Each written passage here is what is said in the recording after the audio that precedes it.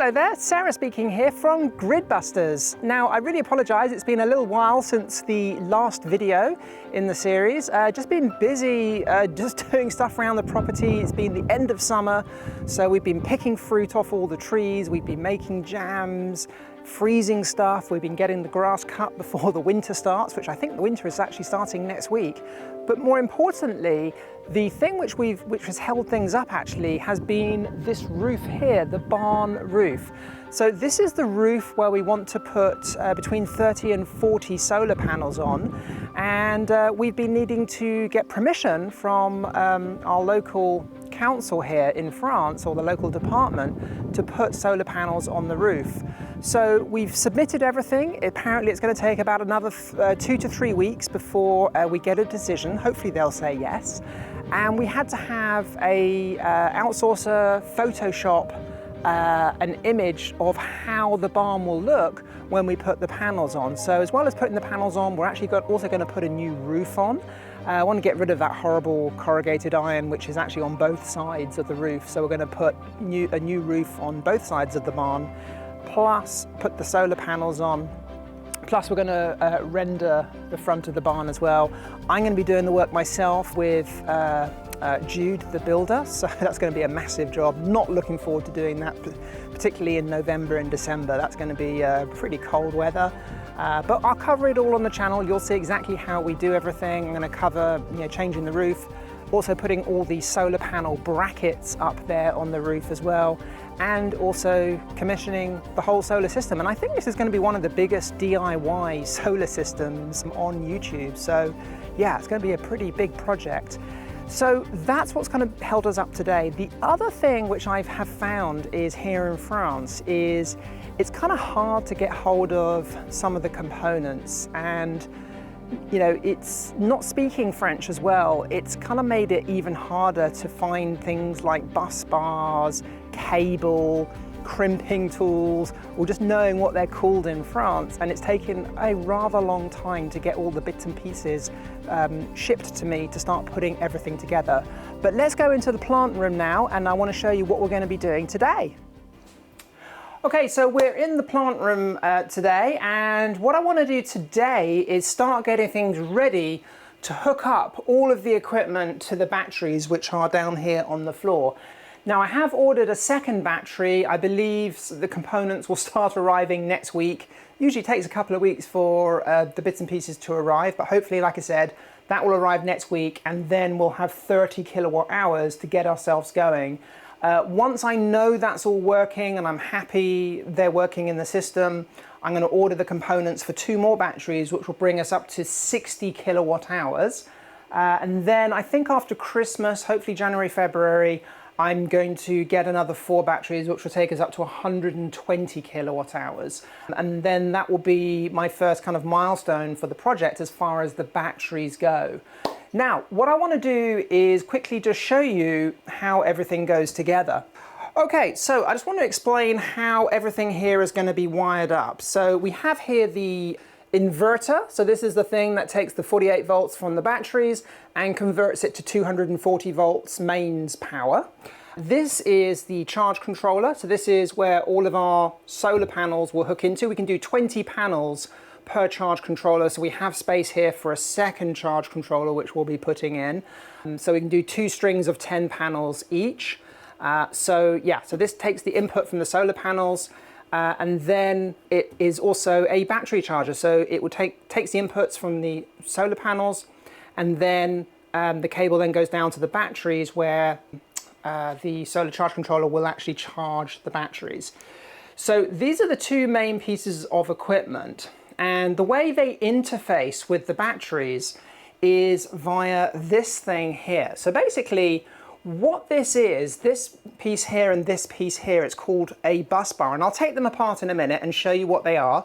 But in essence, what they are is it's a bit like a junction box. So we have 2 copper bars that run all the way through, and we can connect up all of our batteries here, and then we can connect our inverter, the 48 volts out here from the batteries, directly to the inverter. We can also connect up the solar charge controller here as well, and then in turn everything is just connected straight through down to the batteries. And then in the middle we have a little computer here. It's called a shunt, and this is an interface which measures, it's a bit like an electricity meter, if you like, a shunt. So it measures how much current is going through the system, and then that is hooked up via a data cable to this device here, which is a mini computer.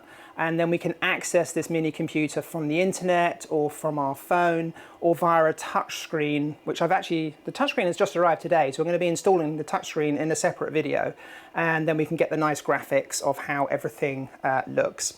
So I think what we're going to do now is just take the cover off here, and I'll show you how this all works. Okay, so I'm just going to take the covers off this. So this is called a Victron Power In. So in essence, it's a kind of fancy bus bar, a bit like a junction box, like I said. So I was going to take all the covers off here, and let's take the cover off for the shunt so you can see what's going on here.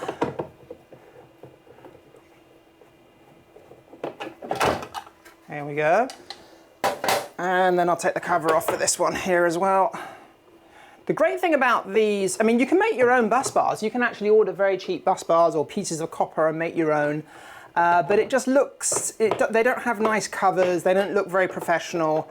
And to be honest, these official Victron ones are not that expensive. This section here in the middle, this measures the current and then has a network cable which hooks up to the little computer there. We can put a main system fuse in here. In between, you don't have to put a main fuse in, but I'm gonna, whenever you can, you want to put a fuse in. So we can put a main fuse in here.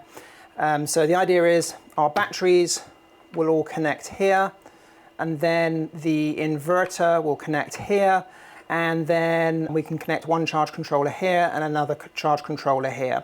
The inverter, because this is a 15 kVA or 15 kilowatt inverter, they say you have to connect it with 2 sets of cables. So we'll be using both of those. And I've also got space here for another power in if we ever do need another inverter. I don't think we will, thinking about it, but you never know.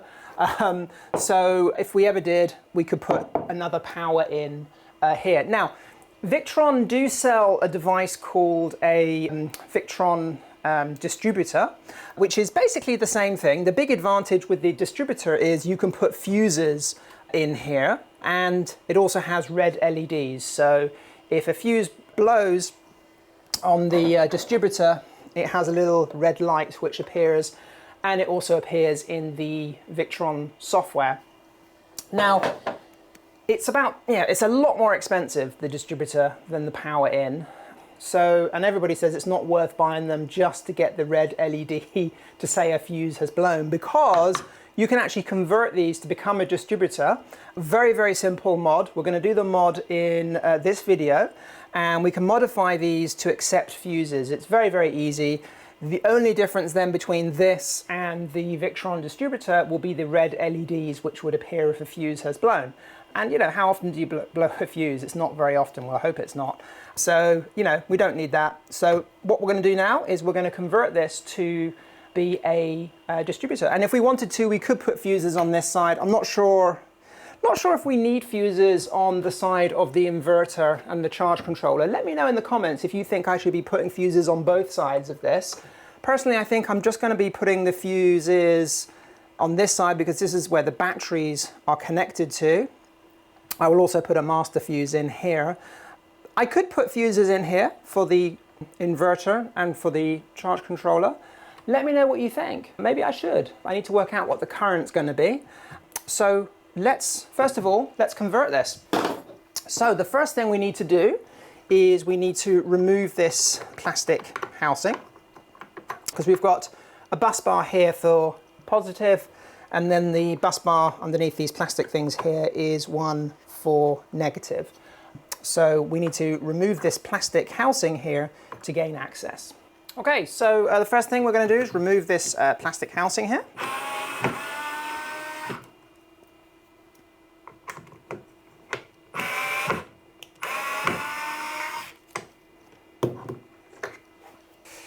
So now we can see the two different bus bars, and you can see there's a molding here for a bolt, and it holds it in, because this is exactly the same housing as the distributor. So what we're going to do is we're just going to put our bolts in the plastic housing here, make sure that lines up there, and then when we have our bolts sticking through, we can then secure that on the other side. So I'm just going to grab 4 bolts. So these are M8 bolts. So yep, so these are M8 bolts. So I'm just going to grab a few more. So these are M8 bolts, 35 millimeters. I did get some 25 mil ones and they were just a little bit too short. But yeah, so 35 mil, well, I think they're too short. I'll let you know if they are too short. But yeah, so I think the 35 mil ones are a bit better. I bought some 25 mil and 35 mil, but I'm going to use the 35 mil ones here. So I've put those in like that. I'm just going to line this up. Make sure all these bolts are sitting in that little enclosure there. Let's just get these started off. I don't want this plastic housing to fall out and then all the bolts to fall out, so there we go. Right, switch to this little screwdriver here. By the way, this little Bosch electric screwdriver is fantastic because I do have an impact wrench, but really that's overkill. I would strip for threads if I was to use this. So I was watching the video for from EOL Batteries, the battery manufacturer, and in their video they were using a little mini electric screwdriver like this. So I bought one. It's a Bosch one, and it is fantastic for doing, you know, computer work, for doing this sort of stuff. And you can adjust the torque settings on here. I've got it on maximum actually. Maybe I should back it off a little bit. But yeah, so it's really good for these types of things, especially when you've got a lot of screws to put in. There you go, look. So I put the torque setting on there now. So yeah, definitely recommend one of these if you're doing a job like this. Okay, so what I'm going to do is I'm going to put a washer. There we go. So in essence, this just holds everything in tightly. Now, annoyingly, I can't fit my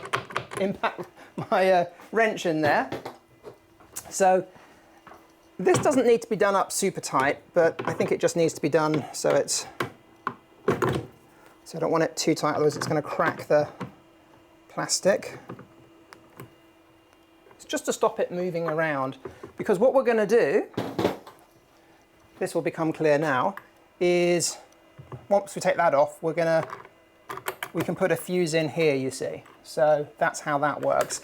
Let me just quickly show you exactly how this is going to work. So I'm going to just remove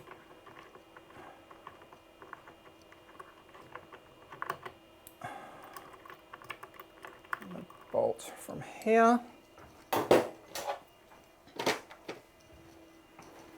I'm going to put another washer there, and then that, now we've got a 125 amp fuse there. So I'm going to put a washer there. Got a lock washer. Oh, that's a lock washer from there. Let's go grab another lock washer. I've now learned that lock washers go just before the nut. There we go.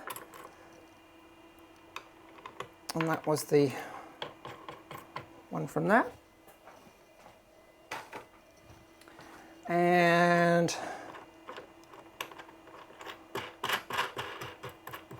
okay, so what we actually do is also we snap off that. Let's just put that back on. That just shouldn't have come off. There we go. So the way it's actually going to work, and the reason why you've got this plastic cover is, these aren't the actual cables, but I just thought I would show you for demonstration purposes. We would bolt one of our battery cables in here, this flap goes down, and then we can then bolt the second one on here, which is the wrong size. Oh, there we go. Then we can bolt the second one on here. Well, let's actually do that so we can, as I said, these aren't the right cables. You're meant to use much thicker cables than this, but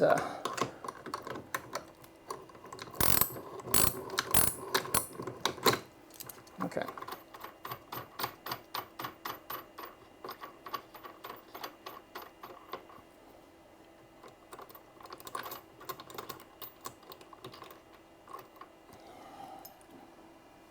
So I'm going to put my first cable in there,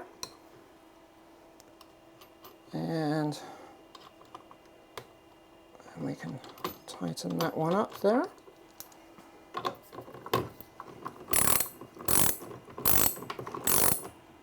Now obviously we would need to do that up to the correct torque setting. I'm just showing you how this will look. Actually, that's at a slight angle. Let's move that out. There we go. And that comes down. Put that on here.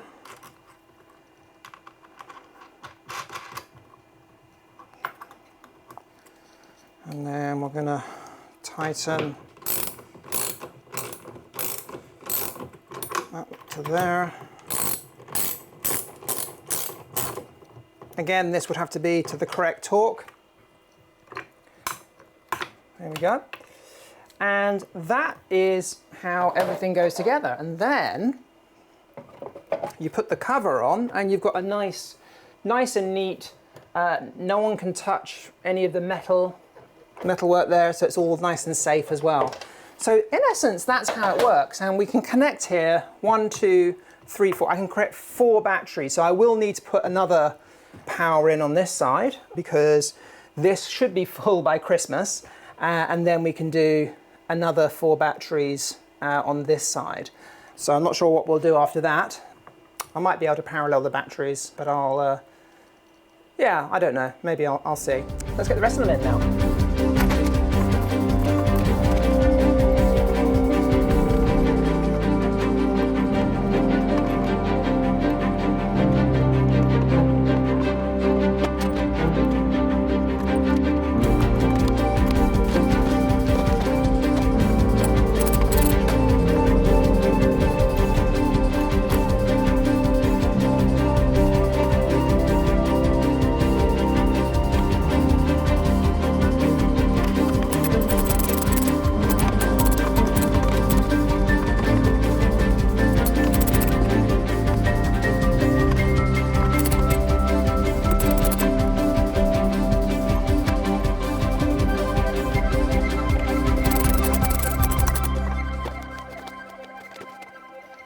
Oh my God, wire and fuses. How do you know what size wire to use and which size fuses to use? It can be quite confusing, can't it? This is something I kind of scratched my head over for a while.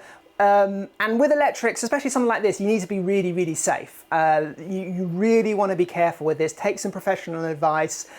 So what I actually did was I decided that the cable I had ordered, I wasn't quite happy with the thickness of it. And I realized I should probably, on the side of caution, get something slightly larger. It's always better to overspec things just in case. So I went online and found an online calculator. So this is a calculator which works out the size wire that you need to use and also the size fuses you need to use. I'll put a link to it in the description of this video. Really, really useful. So I think the calculator said I needed a 42mm cable, so I've gone with a 50mm cable just to be safe, and also it's what they had in stock, but it's always better to get something slightly larger. So I'm going with 50mm cables. These are 125 amp fuses. The job of the fuse is that the fuse will blow before the cable starts to melt or starts to cause a fire. So yeah, we're going with 125 amp fuses. The actual BMS is only, in each battery, is only rated at 150 amps as well. So hopefully we're all safe there. Hopefully those parts should be with us by next week. and then we can start crimping the cables up and get everything hooked up. Now the other thing I've done in here is I put a couple of fire extinguishers in here. So I put one in here in this room, and I've also put one in the hall. Now this is something to be, and I realize fire extinguishers like this probably wouldn't do much for a lithium-ion, battery fire. But if something else were to catch on fire, or a cable, or my servers or whatever, I've got a dry powder fire extinguisher there. This room is not directly connected to the house. So it's kind of like, it's sectioned off from the house. So it's not actually in the house. So what we're actually going to do is we're going to put a whole house fire alarm system in as well. So I'll have a fire detector, a smoke detector in here, which will then also be linked to the main house. So if anything ever did happen, we would have a very, very early warning if it was the middle of the night or something as well. If any of you know of a fire suppression system we can put in here for a lithium-ion battery, let me know. It'd be useful to know. But yeah, you can never be too safe. But yes, like I said, I put a couple of fire extinguishers in here, and hopefully, that we'll never need to use those. So yeah, so that's the other thing I've been doing this week. So guys, I hope you enjoyed the video. I'll be back really, really soon, and we're going to start installing, in the next video, I think we're going to be installing the touchscreen for the Serbo GX, which is down here. Okay guys, I'll speak to you next time. If you find this video useful, please do like and subscribe. Catch you next time.